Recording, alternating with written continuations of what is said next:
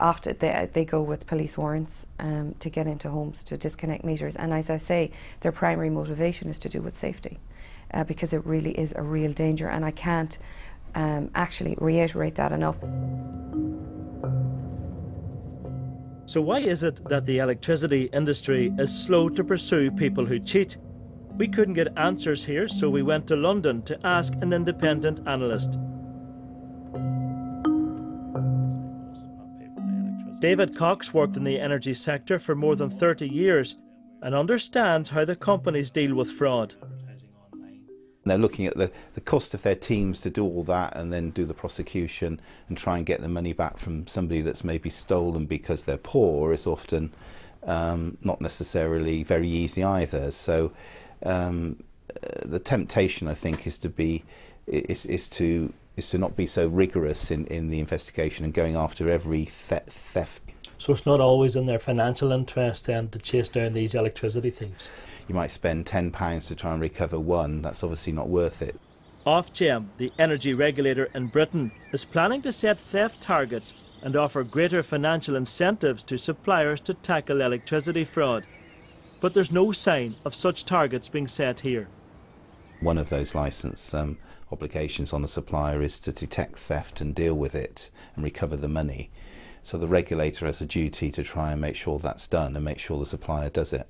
So fraud's an issue for the regulator? Absolutely, yeah. The regulator should be monitoring it, making sure that the suppliers are doing the best they can. It's one of those problems that isn't very sexy. It's one of the things that tends to go down the priority order and dealing with bigger issues. In Northern Ireland, the man who has the final say is the regulator, Shane Lynch. So how much of a priority is electricity fraud for him? Well, the answer to that is we don't know, as he's refused to talk to us on the programme. His office did tell us that they do offer some incentives to tackle fraud, but he decides what's spent on chasing electricity thieves here. And as it stands, we spend much less than other parts of the UK. We wanted to talk to him about that. And what's he doing about a fraud which is not only costing £8 million a year, but is also putting lives at risk. But we can't. So we're all in the dark. But we know one man in the electricity business who was happy to talk. He even had advice on how to spend the money we saved on our bills. So realistically, you're saving money and you're gaining money in the long run. That's what I tell everyone to do. Put the money away, because see in a year's, not even a year's time, a couple of months' time, you'll have the money just even for a wee weekend break. Just something nice for yourselves. Tom Doran has seen the damage people rigging meters can do. The cables, as you see, have melted, totally encrusted. These will catch flame, ignite. The next stage after this here is when you actually lose the property and possible life. This is the first time the authorities have seen a meter cheater at work. We showed the pictures to Tom Doran. Actually seeing it makes me cringe. This guy has absolutely no worry or concern. For him, the risk is that it might be seen, as opposed to the risk is, you know, you're putting a £30 price tag on your life, your family and your property for some cheap electric. This man has told us that he has done hundreds of meters. What would your message be to those people out there who employed this man to do that? Those hundreds, if you're one of those hundreds, you need to come through to ourselves and give us your name, your address, and we will go out and help you and work with you. But my concern, having looked at that there, and what he has done, is you have a potential time bomb at your meter position because of what this guy has done. It had taken our meter cheater just 30 minutes to bypass our fake electricity board. But outside, we had a shock of our own for him. Oh, you're having a laugh? No. You better be staying with me. We've been filming you for the BBC.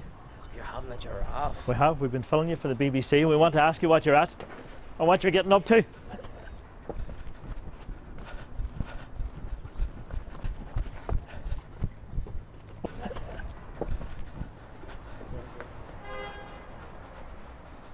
We'd wanted to ask him why he was putting lives at risk, but he was so quick we didn't get a chance.